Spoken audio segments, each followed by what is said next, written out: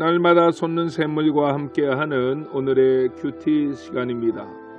9월 3일 토요일 오늘의 말씀은 사사기서 1장 16절로 21절의 말씀입니다. 모세 장인은 겐 사람이라 그의 자손이 유다 자손과 함께 종려나무 성읍에서 올라가서 아란 남방의 유다 황무지에 이르러 그 백성 중에 거주하니라. 유다가 그의 형제 시므온과 함께 가서 스밧에 거주하는 가나안 족속을 쳐서 그곳을 진멸하였으므로 그 성읍의 이름을 호르마라 하니라.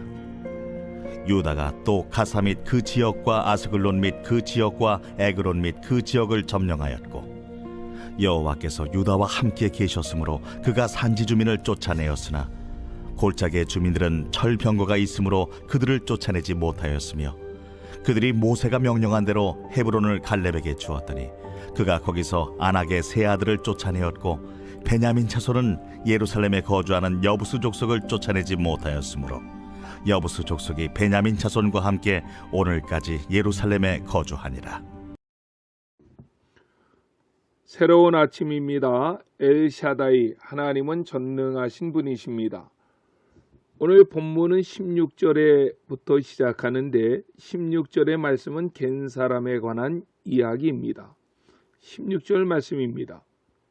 모세의 장인은 겐 사람이라 그의 자손이 유다 자손과 함께 종려나무 성읍에서 올라가서 아랏 남방의 유다 황무지에 이르러 그 백성 중에 거하니라. 아멘. 겐 사람은 누구입니까? 16절 상반절에 보면 모세의 장인은 겐 사람이라고 했습니다. 겐 사람은 모세의 장인의 후손들을 가리키는 말입니다. 이 사람들은 족속으로 말한다면 미디안 족속입니다. 미디안 사람은 성경 전체에서 보면 부정적인 면이 매우 많습니다. 창세기 37장에 보면 미디안 사람들은 인신매매단의 일을 했고, 민수기 35장에 보면 미디안 사람들은 예쁜 여자들을 동원해서 이스라엘의 남자들을 유혹했고, 족장들까지 그들의 유혹에 넘어가 행음합니다. 이 일로 인해 광야에서 하나님의 저주를 받아 이스라엘 백성들 2만 4천 명이 전염병으로 죽습니다. 사사기 6장에 보면 미디안 사람들과 이스라엘 군대와의 싸움을 말씀하는데, 미디안 사람들이 바닷가의 모래와 같은 많은 군대를 이끌고 이스라엘을 공격합니다. 이처럼 수많은 역사 속에서 이스라엘과 미디안의 관계는 그렇게 좋지 않았습니다. 대적 관계에 있었고 싸움과 다툼의 대상이었습니다. 그런데 미디안 족속 가운데 하나인 겐 족속만은 그렇지 않았습니다. 그들은 이방인인데도 하나님의 백성 안에 들어와 살았습니다. 이스라엘 12지파 가운데에서 가장 영광스러운 지파인 유다 지파와 함께 겐 사람들이 종려나무 성읍에 올라가 앉는 복을 누렸습니다. 유다 지파가 스밧을 쳐서 이기고 아스글론, 에글론을 쳐서 이깁니다. 블레셋 지경의 사람들을 쳐서 이길 때 겐 사람들도 전리품을 함께 나누고 승리의 쾌감을 함께 누렸습니다. 이것이 웬 은혜입니까? 그 이유가 무엇일까요? 두 가지 정도로 잠시 생각해 볼 수 있습니다. 첫째는 그들이 하나님을 믿는 믿음 때문입니다. 미디안 사람들은 하나님을 믿지도 따르지도 않았습니다. 그런데 모세의 장인과 처남, 처제, 동서들을 통해서 그들은 하나님에 관한 말씀을 들었고 그 하나님을 믿었다는 사실입니다. 하나님을 섬기고 하나님의 명령을 따랐기에 이방인이면서도 이스라엘과 함께 사는 복을 받을 수 있었고, 멸망의 백성, 버려진 백성들이 거룩한 땅에 와서 살아갈 수 있는 영광을 얻게 되었다는 것입니다. 믿음이 그렇게 중요합니다. 기생 라합을 보십시오. 그녀는 불쌍한 여자, 천한 여자였습니다. 그런데 기생 라합이 구원을 받았습니다. 그뿐만 아니라 그의 부모, 형제, 자매들까지도 모두 구원을 받습니다. 더욱이 기생 라합은 다윗 왕의 증조 할머니가 되는 복을 받았고, 예수님 족보에까지 들어가는 영예를 얻게 되었습니다. 무엇 때문입니까? 히브리서 11장 31절은 말씀합니다. 믿음으로 기생 라합은 점탕꾼을 평안히 영접하였으므로 순종치 아니한 자와 함께 멸망치 아니하였도다. 아멘. 라합이 구원받은 것은 믿음 때문입니다. 오늘 갠 사람이 큰 복을 받은 이유도 그들이 하나님을 믿었기 때문이었습니다. 또한 갠 사람들이 복을 받은 이유는 귀한 사람을 만났기 때문입니다. 결국 갠 사람이 큰 복과 은혜를 받은 것은 다름 아닌 모세를 만났기 때문입니다. 인생은 만남의 연속입니다. 사람은 누구를 만나는가에 따라 인생이 바뀔 수 있습니다. 누구를 만나느냐가 성공과 실패를 좌우하기도 합니다. 좋은 만남이 있지만 잘못된 만남도 있습니다. 갠 사람들이 큰 복을 받은 이유는 바로 그들은 모세라는 사람을 만났기 때문입니다. 오늘 우리도 마찬가지입니다. 우리가 구원의 복, 영생의 복, 천국의 기업을 얻을 수 있는 복을 받은 이유가 있다면 귀한 분을 만났기 때문입니다. 그분은 바로 우리 구주 예수 그리스도이십니다.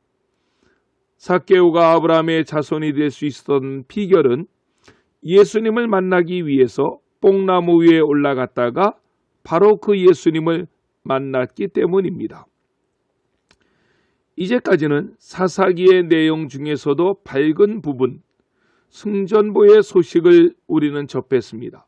하지만 19절부터는 각 지파들의 실수, 실패를 기록하고 있습니다. 19절 말씀을 보십시오.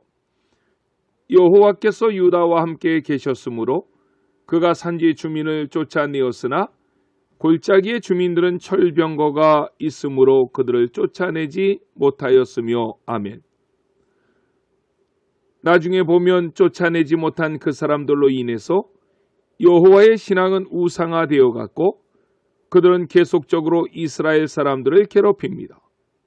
유다 지파는 왜 골짜기 주민들을 쫓아내지 못하였을까요? 두 가지 이유가 있기 때문일 것입니다. 첫째는 그들은 철병거를 가지고 있었기 때문입니다. 철병거는 오늘날의 탱크와 같은 것인데 두 사람이 탑니다. 한 사람은 말을 물고 한 사람은 활을 쏩니다. 때로는 한 사람이 더 타서 방패로 보병의 공격을 막습니다. 바퀴에 날카로운 칼을 달아서 가까운 곳에 있는 사람들을 상하게 하는 철병거도 있습니다. 감당하기 어려운 무기입니다. 이스라엘에는 그러한 무기가 없었습니다. 그러니까 이스라엘 백성들은 그들을 상대할 엄두가 나지 않았기 때문에 하나님의 명령이었음에도 불구하고 그들을 쫓아내지 못했던 것입니다. 두 번째는 그들이 완전히 하나님의 명령에 순종하지 못함에 있습니다. 이제 오늘 말씀 이후에 보면 사사기에서 계속 반복되는 문구가 있습니다. 거민을 쫓아내지 아니하였더라 하는 말씀입니다. 이 쫓아내지 못함은 불가항력적인 것이라고 하기보다는 그들의 선택이었습니다. 그 거민을 쫓아내지 않고 그들을 종으로 부리고 산다면 훨씬 편리한 점이 많이 있었을 것입니다. 당시의 종은 재산입니다. 그래서 그들은 가나안 사람들을 진멸하지 않고 종으로 부린 것입니다. 문제는 그들을 남겨둠으로 인해서 여호와 신앙은 이방 종교에 많은 영향을 받게 됩니다. 나중에는 하나님도 섬기고 이방신도 섬기는 결과를 낳게 되었다는 것입니다. 영적 싸움에서 상대가 강할 수 있습니다. 그러나 그것보다 더 문제는 상대방에게는 철병거가 있으니 안 돼 하는 우리의 마음의 의식입니다. 그것을 우리는 영적 메뚜기 의식이라고 합니다. 그 결과 사사기는 사람이 자기 소견에 오른 대로 행할 수밖에 없는 영적 암흑기에 첫 발을 내디딘 것입니다. 아무리 우리의 원수가 강하다 해도 그들이 철병거를 가지고 있다고 해도 하나님 앞에서는 다윗 앞에선 골리앗에 불과합니다. 믿음으로 환경의 철병거를 대항해서 싸워야 합니다. 또한 내 생각, 내 방법, 내 뜻대로 하나님을 섬겨서는 안 될 것입니다. 말씀에 철저히 순종하는 것이 죄일입니다. 하나님의 뜻을 먼저 따르는 것이 성도의 마땅한 삶의 자세입니다. 오늘 하루도 믿음으로 승리하며 삶의 현장에서 말씀에 절대적으로 순종하는 삶을 살아가시는 저와 여러분들이 되시기를 주 예수의 이름으로 간절히 축원합니다. 아멘. 주기 도문으로 예배를 마치고 오늘도 주신 하나님의 말씀을 붙잡고 간절히 기도하시겠습니다. 하늘에 계신 우리 아버지, 아버지의 이름을 거룩하게 하시며 아버지의 나라가 오게 하시며 아버지의 뜻이 하늘에서와 같이 땅에서도 이루어지게 하소서. 오늘 우리에게 일용할 양식을 주시고 우리가 우리에게 잘못한 사람을 용서하여 준 것 같이 우리의 죄를 용서하여 주시고 우리를 시험에 빠지지 않게 하시고 악에서 구하소서. 나라와 권능과 영광이 영원히 아버지의 것입니다. 아멘.